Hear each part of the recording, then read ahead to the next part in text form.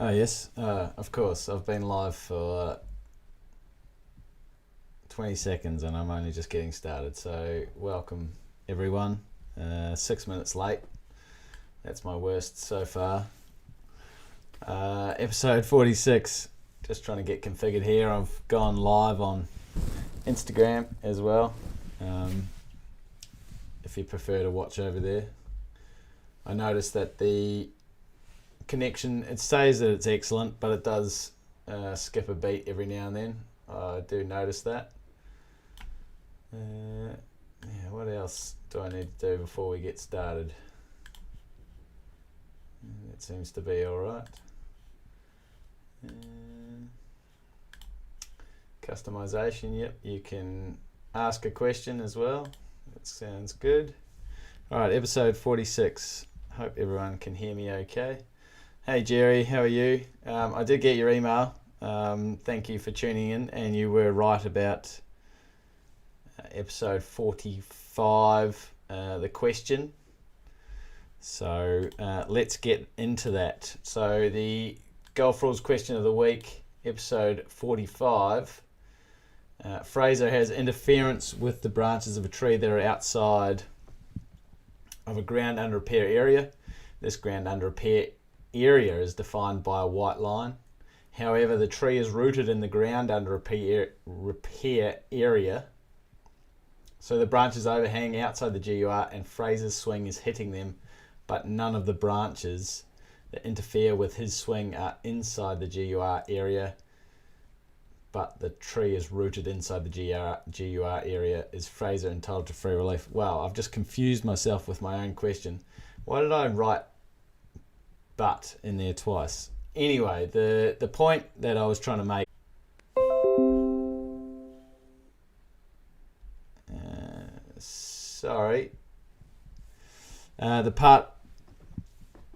the part of the tree that is interfering with Fraser is outside the GUR area. Does Fraser still get free relief? Now, I've buggered that up, and I've just been, this live stream, I'll tell you what, I'm getting used to it. The live stream software that I'm using just told me that the stream stopped, so obviously I froze so apologies for that. We'll get into the answer for this GRQODW eventually. So the answer, whilst the boundary of the GUR is straight down from the defined line, the white line, or if there were stakes, it would be the invisible line between the outside of the stakes. It also states that anything rooted in the GUR area is part of the GUR. So in this case, Fraser is entitled to free relief. And if it was a no play zone, he must take free relief due to that interference with his swing. He would be breaching rule 16.1 if he didn't. So, but in this case, it's not a compulsory drop. It's not a no play zone. So he may take free relief if he wished. Yep. Which brings me to another interesting point. If there were tree roots, and funnily enough, if there are tree roots, as the boundary goes straight down from ground level, should these tree roots go under the line, they are effectively cut off from being part of the GUR. So if you've got tree roots outside the GUR, if they don't go under the ground, so you can see them the whole way, then they're still part of the GUR. But if they go under and come back up, they are not part of the GUR area anymore because they're cut off by that GUR boundary. Yeah, Jerry, what time is it? I'm up early and heading out in an hour to do a course check for a tournament starting tomorrow. So it must be, I think I said, 5:30. It must be about your time. Correct me if I'm wrong. And hello, Big P. That's it. I was trying to remember your name. Hello, Big P. Looking sharp. Thank you. Interesting. Would have thought the ball must be lying inside the line to get relief. Good to know about those roots. No, you can certainly get interference under 16.1 is when you have interference to your stance, lie of the ball, or swing. And in this case, Fraser had interference to his swing, so he had he had the ability to get free relief, and those trees weren't even effectively inside that line, that white line, but as I just said, they were part of the GUR. Right, good start by me, being 7 minutes late and having streaming problems, but you're welcome.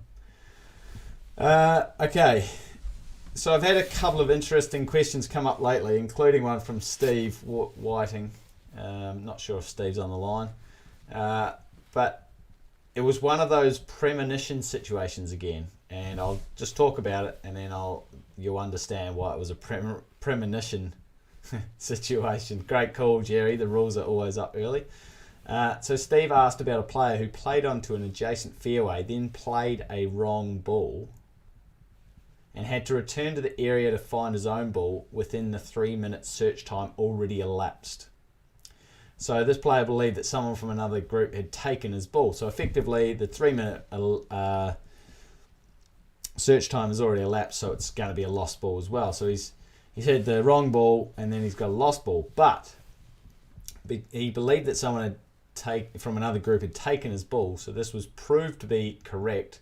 But as the information was found out after the 3-minute search time, his ball should have been deemed lost. Unfortunately, the story goes that the decision was made that the player could proceed under Rule 9.6, but still incurred the 2-stroke penalty in stroke play for hitting the wrong ball. Steve asked this question prior to the Bryson DeChambeau disappearing ball incident, which happened not on the weekend just gone, but the one before. The big difference there is that the committee we're virtually certain that the ball had been picked up by a spectator before the 3 minutes was up. They just didn't get the message to Bryson due to radio interference before the 3 minutes. So it's a huge difference, and I would say that the player Steve is speaking of got away with one there. Hey Brian Shanahan, love the show. Help me as a born-again beginner learn more about the rules. Really appreciate it. Hey, we're always learning, Brian. It's certainly yours truly, always learning. Another incident that popped up in front of me was the difference between separate acts and related acts. And this is certainly, Brian, you're talking about learning. This is certainly one that gets my head spinning. The situation that popped up was whether determining the yardage of your shot by using a distance measuring device that also has a slope function, then playing your shot, and then going through this process again before another shot was a separate or related act. It is an act that is similar and on the same hole, but because of the intervening act, the stroke, then it is seen as a separate act, and the player incurs the general penalty for the first act and then disqualification for the second. A note there aren't many occasions where you can get disqualified from a match, but that would be one of them. So just quickly back to separate and related acts. What breaks up a related act is one of 3 actions. You make a stroke, you put a ball into play, replacing or dropping, e.g. replacing or dropping. You are made aware of the breach. Someone tells you that you just broke a rule, and then you do it again. So you'll most likely incur the penalty twice, or possibly 3 or 4 times. And I could make a whole episode on related versus separate acts. So maybe I'll do that. Maybe we'll dive into that in another episode. It certainly can be confusing. I believe the R&A USGA may be doing hoping to do something about that, but 2023 is when that will roll around. And lastly, see, without Roscoe, and I do miss him dearly, but without Roscoe, these episodes do chug along pretty fast. Lastly, I've wanted to speak about rule 18.2, 18.3, and then 14.4/14.6, because I've had the same question asked of me in recent weeks about dropping a ball into play and then the original ball being found, so which ball is in play. So the question was, we were searching around for the ball, 2 minutes had elapsed, I went back to the spot and I dropped my ball and then my original was found. Which ball was the ball in play? And firstly, 18.2, 18.3. 18.2 or is when you've lost a ball. So possibly this could be more 18. You could see this as more 18.1 or 19.2. That's all, all relatively the same, just in different places. Anyway, you've gone back. If you've put it in the teeing area, because I didn't tell you exactly where the ball was, where the original shot was from. If you put it in the teeing area, then the ball is not in play until you've made a stroke at it. So you could kick it around the teeing area, you could tee it up, you could move it, blah, blah, blah. It's not in play until you actually make a stroke. Whereas if it's in the rough, fairway, penalty area, bunker, then it's not in play. It's not in play until you actually dropped it with the intention. That's where 14.4 comes in. You've dropped it with the intention for it to be back in play. So, and then on the putting green, very unlikely when you've got the intention to place it and put it back into play. Now, I also wanted to mention 18.3, which is provisional ball, because if you can go back now and say, I want to play a provisional ball, and then you play the provisional ball and say the 3 minutes isn't up yet, and the provisional ball was played from a spot no nearer the hole than where you think, very important, where you think the original is lost, supposed to be, then the provisional ball is still a provisional ball and the original ball may still be the ball in play. However, once the 3 minutes is up, the provisional ball becomes the ball in play. But the main question that the subscribers, followers, the community, the lifeblood of GolfRules questions wanted to know is, can I now pick up my ball that I just dropped and go and play the original? Well, they hadn't said that the ball that they dropped was a provisional ball. So as soon as they dropped it in the area with the intention for it to be in play, it was the ball in play. So the fact that they found the original ball within 3 minutes, their original ball was abandoned as soon as they dropped that ball to be in play. Okay, so but whereas on the tee, you go and put it and you tee it up, it's not in play until you make a stroke. So if someone yells out, "Oh, I found your ball," then you just got to pick that one up, unless you want to deem that ball unplayable under 19.2 and just play it off the tee. But that original ball is the ball in play. So very interesting that I got basically the same email. Surely they're not even in the same country, part of the world, but yeah, same email within a couple of weeks. And and as I said before, it can happen. Steve had that premonition. I love those ones. We had a couple last year. Those premonition rule situations that then happen on the PGA Tour or the European Tour or the LPGA. For episode 46, that speak about. So we'll have episode 46 GRQOTW. Now, I did have a good one. I haven't written it down. I've been a bit rushed. But I did have a good one that I wanted, in the essence of here it is. In the essence of padding, I was going to say. Maybe we ask some questions.